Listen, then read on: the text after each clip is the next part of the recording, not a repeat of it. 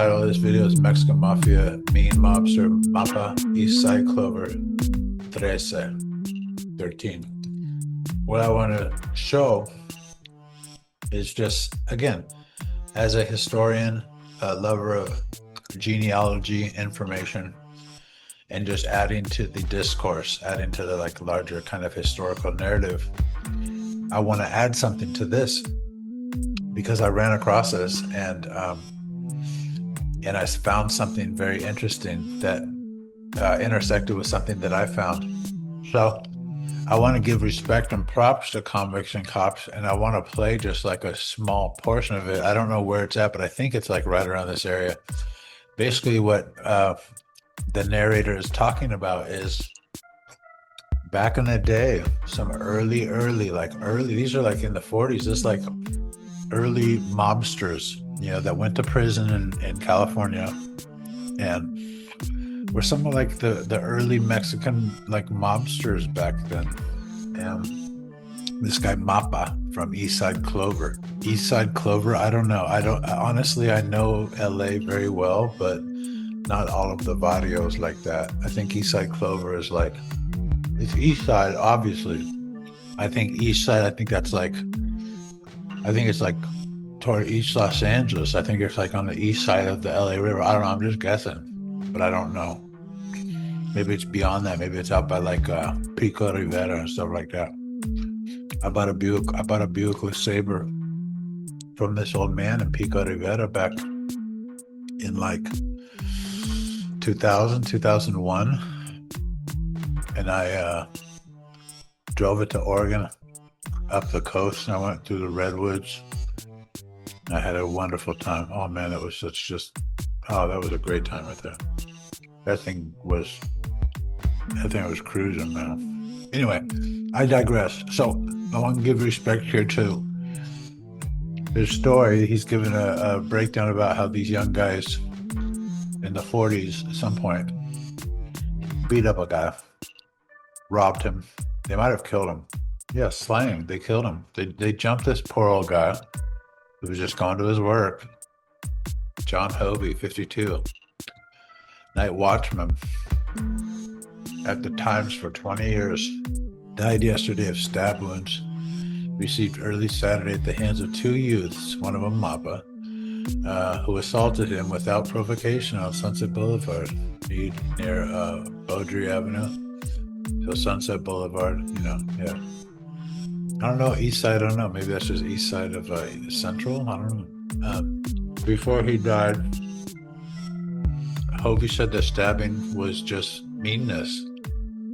I offered no resistance. En route to his home at the time, Hovey valiantly tried to beat off his attackers with a metal lunch pail, poor thing. A trail of blood from the scene indicated he seriously injured at least one. Police are searching for the assailants. Well, one thing about LA writ large across the entire, county and all the counties, in my experience, is that there's these stories, some of them more than others, somebody in your family, several people have been killed randomly. Somebody tried to rob him, killed him, follow him home. They got into a scuffle and blew off his hand, some shit, all kinds of stories. It's just interesting. I worked with this guy, Big Sheppy. This guy was a gorilla. I mean, he was a big old corn-fed howley from, I say that like my buddy would say, Nate from the island. Corn-fed white boy from San Fernando Valley. And he told a story. We were driving in the truck one day, and he told a story about how his brother was murdered. And he said the name of the guy who murdered his brother. And he kind of trailed off after that. He didn't really say what happened. I kind of inferred that the guy kind of got away with it, and Sheppy was never able to get revenge, or neither was anybody else. But you told me about the story about his brother was murdered by this kid, and man, it's just crazy. So It happens, you know. It's crazy. So this. I'm just gonna play a little bit of this until they get to the part about the tattoo. The whole reason I'm here is not to talk about Sheppy, but to talk about the history of the number 13 as being identified with gang members in Southern California specifically, but also in other places.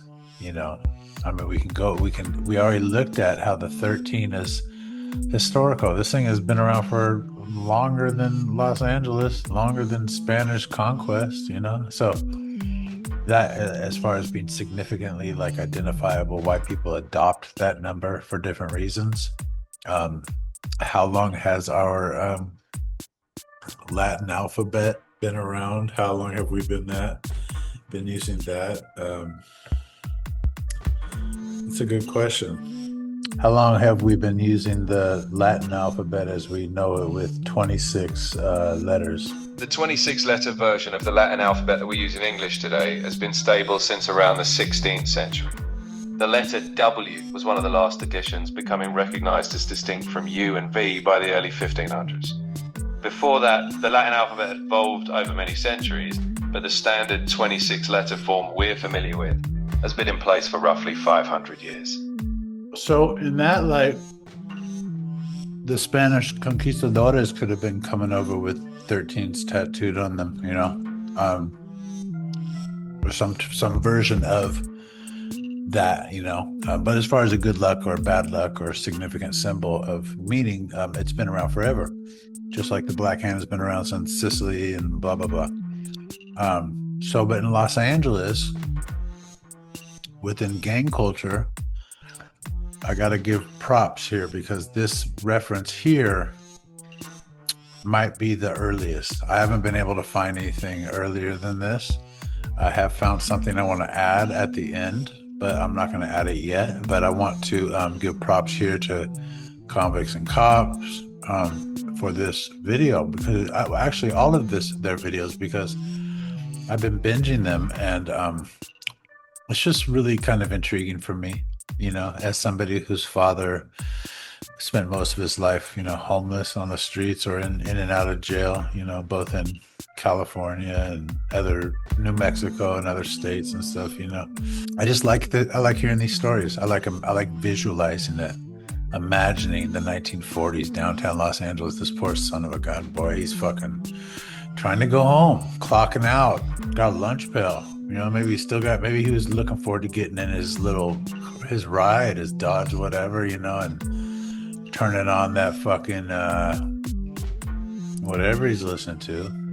You know, maybe he's into some, you know, jazz stuff, some Stardust. He's hoping to catch that LA, whoever was bumping the LA jazz, and he was going to fire up a Nat Sherman, you know, and drive home.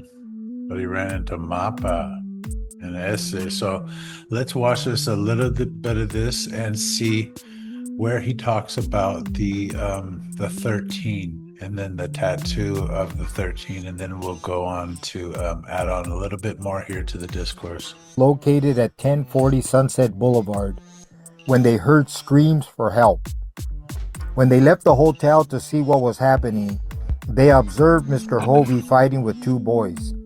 When the men walked towards the fight, the assailants fled from the crime scene. Mr. Hovey was taken inside the hotel lobby and administered first aid until the police and an ambulance arrived. Mr. Hovey died the following day from his wounds. But before he died, he told investigating officers that the assault was pure meanness, as there was no attempt of robbery. Detectives found a trail of blood that led away from the crime scene to the Elysian district. Apparently, Mr. Hovey had injured his attackers with his metal lunch pail. Police maintained 24-hour surveillance of the area, seeking any individuals displaying injuries. On June the 8th, officers observed Mappa and Chavez driving by with their arms bandaged. Officers initiated a pursuit and ran the car off the road. Mappa and Chavez admitted to the murder of Hovey. They took officers to their home, located at 1831 Molvina Street in the Elysian Park area and surrendered the knife used in the fatal stabbing. Okay, so there's Elysian Park again. That's the, again, the rich, fertile area, all of that, that we call Califas, up there in the ancient way. I'm just looking at these guys, and I'm thinking, like, who were they? Look back in there, like I'm looking at them. I guess there's, you can't tell, you can't read a book by its cover. They just look like regular guys. They look like my dad, like how he used to look back then. Pompadour kind of style, kind of greaser looking dude. Maybe not as much as them. They were like some street dudes, So it makes me think, like, okay, if they're willing to be out there robbing people, what was going on back in those days? Coming out of, were people still rocking zoot suits? Were they zoot suiters sometimes, or was that kind of dying out? Were they loved at home? Were they abused at home, forgotten? Or was it like just bad seeds? Was it drugs? Is it because they started drinking and smoking and doing heroin at a young age? I could speak, from my father, at least, and other family members. They back then, they in fact started doing heroin really young, and it's crazy to me to think about that, because that wasn't like my life, but not like that. But anyway, I digress. But they look like, average Joes, not necessarily people that would just like fatally stab, poor old Hovey here. The murder of Hovey was not the only crime committed that night by Mapa and Chavez. Yeah, Together with two other boys,